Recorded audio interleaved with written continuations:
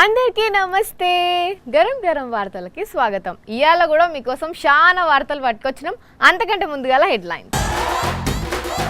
చేప ప్రసాదం పంపిణీ నడిచింది జోరుగా. లక్షల మంది వచ్చి వేసుకున్నారు హుషారుగా.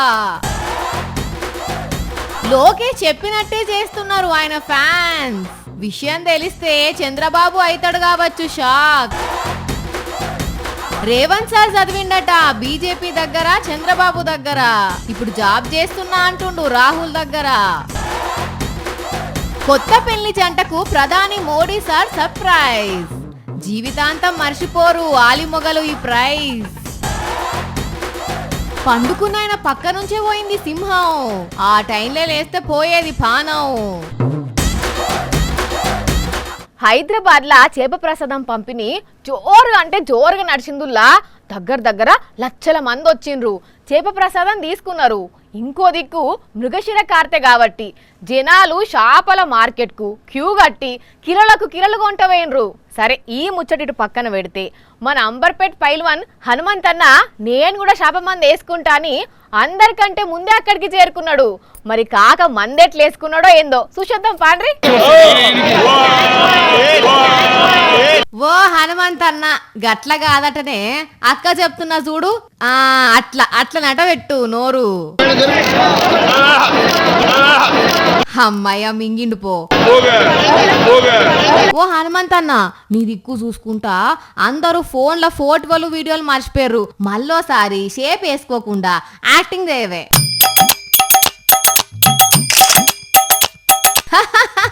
నీ యాక్షన్స్ అల్లగుండా పుసుక్కున హనుమంతన్న రాజకీయాలకు వచ్చిండు గాని సినిమాలలో ఉంటే యాక్టింగ్ ఇరగా తీసి అవార్డుల మీద అవార్డులు గెలిచేటోడు.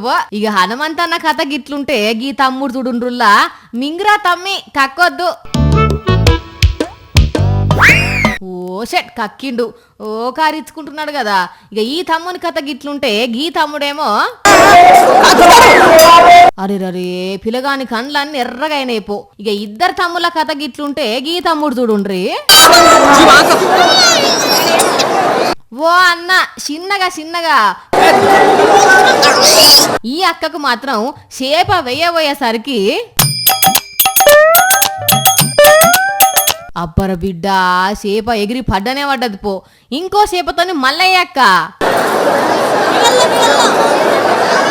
ఒక్క తెలంగాణ నుంచే కాకుండా ఏపీ, కర్ణాటక, కేరళ, మధ్యప్రదేశ్, ఛత్తీస్గఢ్, ఒడిశా రాష్ట్రాల నుంచి చాలా మంది అస్తమా ఉన్నోళ్ళు వచ్చి ఈ ప్రసాదాన్ని తీసుకున్నారు.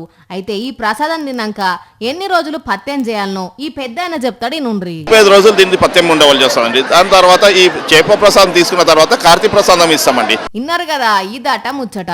కానీ భలే పబ్లిక్ వచ్చిరు పోన్రి. క్యూ లైన్లు మొత్తం జిబజిబలాడినాయి. మరి ఎప్పటి సందో బత్తిని సోదరులు ఈ మందేసేది దగ్గర 100-150 ఏళ్ళ చరిత్ర ఉండే. మరి అబ్బబ్బబ్బబ్బా లోకేష్ అంటే ఏమో అనుకున్నాం గాని మామూలు అభిమానులు లేరు ఆయనకు. ఒక్కసారి ఆయన అభిమానులను చూస్తే మస్తు షాక్ అవుతారు. ఎందుకంటే లోకేష్ ఏం చెప్తే అదే చేస్తారు కావచ్చు వాళ్ళు. ఆయన మాటను కాదనరు అనుకుంటా. అందుకే లోకేష్ అప్పట్లో ఇచ్చిన పిలుపుతోని ఇప్పట్లో ఎలాంటి కార్యక్రమాలు చేస్తారో చూస్తే ఇది కదా లోకేష్ పలుకుబడి, ఇది కదా లోకేష్ పరపతి అని మీరే అంటారు. మీ మోటార్లకి మీటర్లు బిగిస్తే పగలగొట్టండి మీకు అండగా నిలబడుతుంది ఈ తెలుగుదేశం. లోకేష్ చెప్పిన ఈ ఒక్క మాటతోని 2 చేతుల కరెంటు మీటర్లను రోడ్డు మీదకి పట్టుకొచ్చిన పబ్లిక్ ఏం చేసి రోజుడుండ్రి. అంతే కదా లోకేష్ చెప్పినట్టే చేసి మీ మోటార్లకి మీటర్లు బిగిస్తే పగలగొట్టండి ఖతం గయా. దీన్ని ఏమంటారు? కర్మ ఫలితం అనరా? మరి వీళ్ళు నిజంగానే లోకేష్ అభిమానులే అయ్యి లోకేష్ మాట కాదనద్దనే గిట్ల మీటర్లు వలగొట్టిర్రో, లేకపోతే గింతింత కరెంటు బిల్లులు ఎవరు కడతారు అనే కోపంతోని వలగొట్టిన పబ్లిక్ ఏనే తెలియదు గాని భారీగొస్తున్న కరెంటు బిల్లు మీద జనం అగ్గి మీద గుగ్గిలమైతుర్రట. కానీ బాబు అధికారంలోకి రాకముందేమో కరెంటు బిల్లులు పెంచము అన్నాడు. ఇప్పుడేమో గింతింత వసూలు చేస్తే ఎవలూకుంటారు చెప్పుండ్రి. అందుకే లోకేష్ చెప్పినట్టు చేస్తున్నారు. మీ మోటార్లకి మీటర్లు బిగిస్తే పగలగొట్టండి ఖతం గయా. ప్రధానమంత్రి మోడీ సార్ అంటే మోడీ సారేనుల్లా అవు అట్లుంటాయి మరి సారు నిర్ణయాలు. పీఎంగా నిర్ణయాలు తీసుకున్నట్లనైనా అలా పార్టీని మొత్తం కంట్రోల్ పెట్టుకున్నట్లనైనా ప్రతిపక్షం మీద కౌంటర్లు వేసుట్లనైనా మనకి బాతప్పుడు సామాన్యుల పేర్లు తలిసి సర్ప్రైజ్ ఇచ్చుట్లనైనా సార్కు లేరు పోటీ రారు కూడా సాటి కదా. అయితే ఇప్పుడు కూడా అంతకు మించిన సర్ప్రైజ్ ఇచ్చిండు. ఇంతకు ఆ సర్ప్రైజ్ ఏందో ఇప్పుడు గాంక చూస్తే మీరు కూడా సర్ప్రైజ్ అవుతారు పక్కా. అగో ప్రధానమంత్రి సర్ప్రైజ్ చేసిండన్నారు, మీరు కూడా సర్ప్రైజ్ అవుతారన్నారు. ఇక్కడనేమో కొత్త పెళ్లి జంటను చూపెడుతున్నారు. ఇంతకు విషయం ఏంది, జల్దిగా సర్ప్రైజ్ ముచ్చటేందో చెప్పుండ్రి అంటారా? అయితే ఇగో ఇక్కడ కొత్త పెళ్లి పిల్ల దగ్గర ఉన్న కారడు చూడండి, ఇదే సర్ప్రైజు. కారడ్ తోటి సర్ప్రైజ్ ఏంది, వీళ్ళ పెళ్లికే బొచ్చడు కారట్లు కొట్టించినాలే అని అనుకుంటురా ఏంది మళ్ళా? అయితే ఆ సర్ప్రైజ్ ఏందో ఈ పెళ్లి కూతురే చెప్తుంది నండి. చెప్పక్క. పెళ్లి కార్డు మోడీ గారికి వెడ్డింగ్ కార్డు కొరియర్ ద్వారా పంపించినందుకు ఆయన రిటర్న్ గిఫ్ట్గా శుభాకాంక్షలు తెలియజేస్తూ బ్లెస్ చేస్తూ రిటర్న్ గ్రీటింగ్ కార్డ్ పంపించారు. ఇది రిసీవ్ అయినందుకు చాలా హ్యాపీగా ఉంది. ఇది అసలు ముచ్చట. కొత్త జంటకు విషెస్ చెప్తూ మోడీ సారు ఈ లేఖ పంపిండట. దాంతో మస్తు హ్యాపీగా ఫీల్ అవుతున్నాము అంటున్నది అక్క. అయితే సారు ఫుల్ బిజీలు ఉంటాడని 15 రోజుల ముందే పిఎంఓకు ఇలా కార్డు పంపి, సారు మీరు మా పెళ్లికి రావాలి, ఎన్ని పనులున్నా జర తీరిక చేసుకొని వచ్చి అక్షింతలు చల్లిపోండి అని రాసిండ్రట. అయితే ఈ నడుమ మోడీ సారు మస్తు బిజీగా ఉంటున్నాడు కదా, అయ్యో ఇంతగానని చెప్పి పంపినరు, నేనేమో పోకపోతిని అని నిండు నూరేళ్లు జీవించమని రాసి ఇట్లా లెటర్ పంపిండట. కానీ పెళ్లికి రమ్మని వీళ్ళు లెటర్ పంపుడు, మోడీ సారు మళ్ళా వీళ్లకు మరో ఉత్తరం రాయడము చాలా ఇచ్చంతరంగా ఉన్నదిలే. ఇంతకు పెళ్లి జంటది ఏ ఊరో చెప్పలే కాదు, మహిబాద్ జిల్లా బయ్యారము. ఈ పెళ్లి ముచ్చటి ఇటు ఉంచితే నాగర్ కర్నూలు జిల్లాలో రఘురాము లావణ్యల పెళ్లి కూడా ఇచ్చంతరంగానే జరిగింది. అన్ని పెళ్లిళ్లలో అయ్యగారు మంత్రాలు చదివితే వీళ్ళు మాత్రం రాజ్యాంగం సాక్షిగా ప్రమాణం చేసి ఒక్కటైనరు. కానీ రెండు పెళ్లిళ్ళు భలే గమ్మతిగా అయినాయిలే. రాజ్యాంగం మీద ప్రమాణం చేసి వివాహము చేసుకుంటున్నాము. చంద్రబాబు ఎలక్షన్లకు ముందు తక్కువ ధరకే మందిస్తా అని చెప్పిండా, క్వాలిటీ మద్యం అన్నడా? ఇప్పుడు ఆ క్వాలిటీ మద్యం కహానేందో తాగేటోళ్ళకే తెలుసుల్లా. ధరలు తగ్గిచ్చిర్రో ఇంకా పెంచిర్రో మనందరం చూసినాం, ఇంకా చూస్తూనే ఉన్నాం. కానీ ఇప్పుడు ఈ కూటమి సర్కార్ల మందు జయంగా రోడ్ల మీద ఎసోంటి విన్యాసాలు ఎసోంటి విచిత్రాలు చూడాల్సి వస్తుందో ఒక్కసారి మీరు కూడా చూడండి. ఇది మొన్నట్లా. చెప్పండి, మీరు ఎవరు డ్రైవర్ చెప్పండి.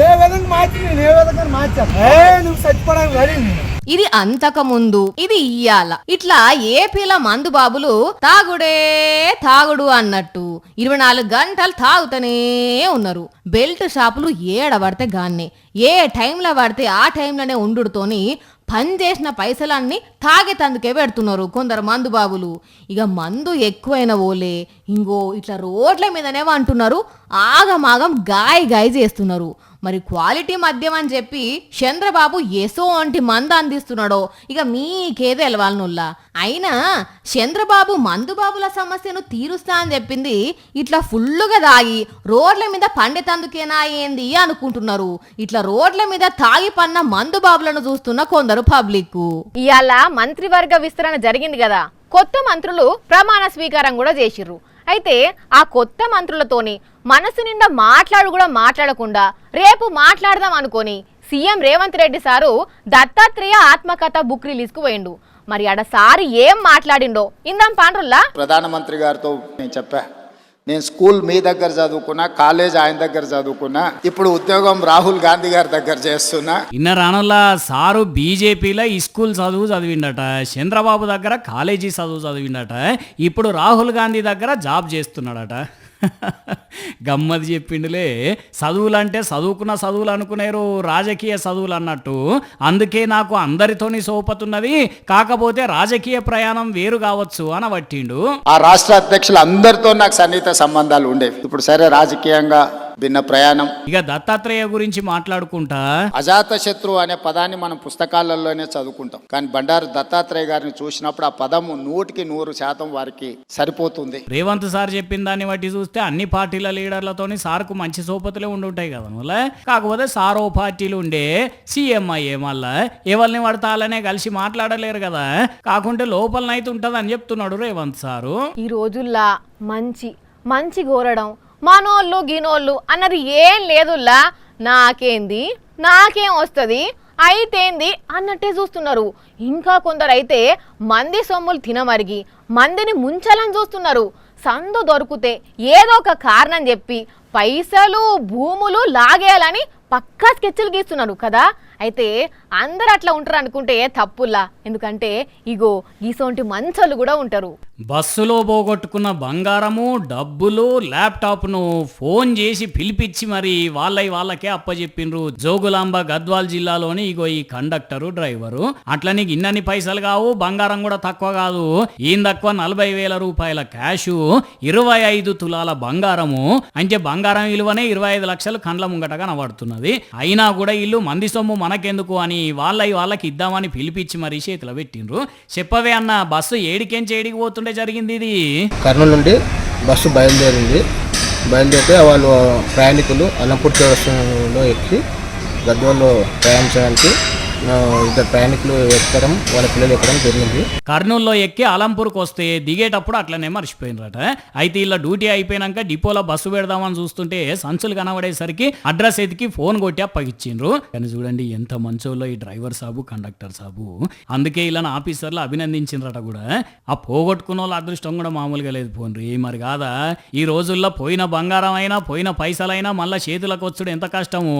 అట్లాంటిది వీళ్ళ సొమ్ము వీళ్ళ చేతికి వచ్చిందంటే ఎంత అదృష్టవంతులు అర్థం చేసుకోండి. వీళ్ళు పోగొట్టుకున్న సంచులను వీళ్ళకి అప్పచెప్పిన కండక్టర్ కు, డ్రైవర్ కు హ్యాట్స్ ఆఫ్ చెప్పాల్సిందే పోన్రి. అన్నట్టు పబ్లిక్ జర మరి బస్సులు ఎక్కేటప్పుడు దిగేటప్పుడు మీ సామాను భద్రంగా చూసుకోండి. అన్ని సార్లు మన చేతికి దక్క ఇట్లా పైలం చూసారు కదా, ఇవి ఇవాల్టి గరం గరం వార్తలు. మళ్ళొచ్చే ఎపిసోడ్లో ఇంకిన్ని గరం గరం వార్తలతో కలుద్దాం. మన టైం అయితే గుర్తుకున్నది కదా, రాత్రి 8:30కు, మళ్ళీ పొద్దుగాల 8:30కు. మర్చిపోకుండా చూడండి. టాటా.